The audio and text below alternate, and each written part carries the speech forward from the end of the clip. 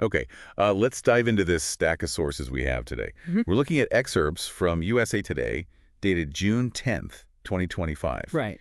And our goal here is really to, sift through these reports, pull out the key bits so you can get up to speed quickly on what's going on. Yeah, it's quite a snapshot.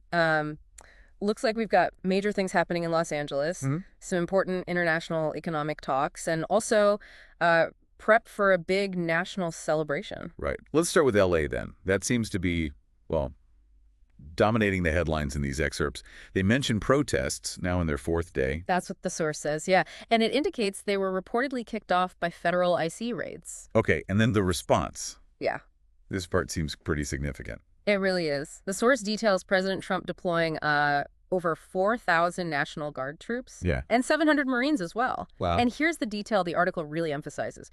This was done, apparently, without a state request. Without a state request. Oh, Okay, yeah. and the reaction from California. I see mentions of Governor Newsom and Mayor Bass. Yeah, the source quotes them pretty directly. They reportedly condemned it, called it an illegal power grab. An illegal power grab. Right. So what does the source actually say was happening, on the ground? Clashes. Exactly. It describes clashes between protesters and these troops near federal buildings. Compton and Paramount are mentioned specifically. Okay. And it reports hundreds were arrested.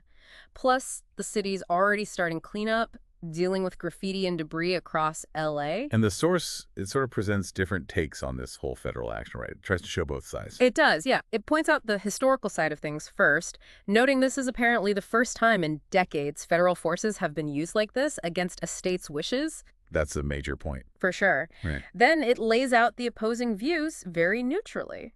You have critics, quoted in the piece, saying this threatens democratic norms, Okay. and then supporters who argue it's, quote, a necessary move to uphold law and order.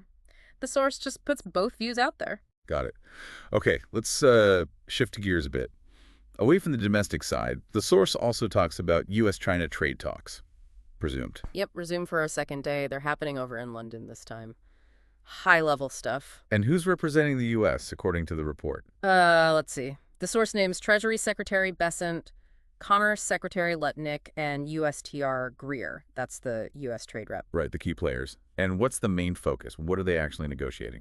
The article says it centers on export controls, specifically rare earths. Oh, rare earths. Always critical. Exactly. The source makes that point. They're critical to tech and defense, so high stakes. And how are the markets taking this news? Based on the reporting, seems sort of cautiously optimistic. It seems that way. The report mentions U.S. and Asian equity indices edged up a bit. The dollar held steady, too. Okay. And there's a quote included from President Trump saying the talks are, his words, going well.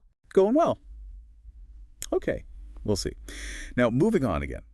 The sources also look ahead to a pretty big event here in the States, Washington, D.C., getting ready for something on June 14th. That's right, yeah. It's the U.S. Army's 250th anniversary parade. 250th, wow. Yeah, the semi-quincentennial, a huge milestone for the Army.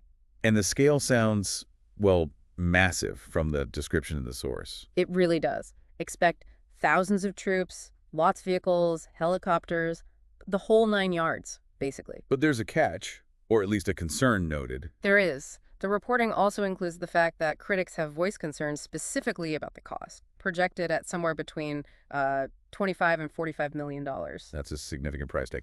Okay, just a couple quick wrap-up points I saw in the sources before we finish. Go ahead. Just reiterating that cleanup is underway across L.A., as you mentioned earlier. Right. And also that markets are looking ahead. Tomorrow's inflation data, CPI and PPI, is key. Ah, yes, the inflation numbers.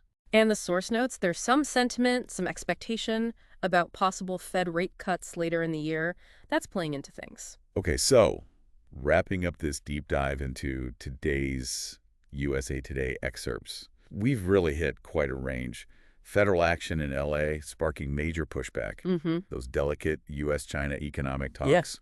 And then this big, expensive national celebration being planned. It really highlights how, domestic issues, global strategy, national symbolism, it's all happening at once, all interconnected in today's news cycle, at least according to these sources. So, based only on this snapshot from the sources today, federal troops deployed without state consent, high-stakes talks over critical resources, a costly military anniversary parade. It makes you think, where do these things intersect? No. Federal power, global economics, national symbols. What questions does seeing all this together raise for you about the direction things are heading? Something to consider just based on what we read today.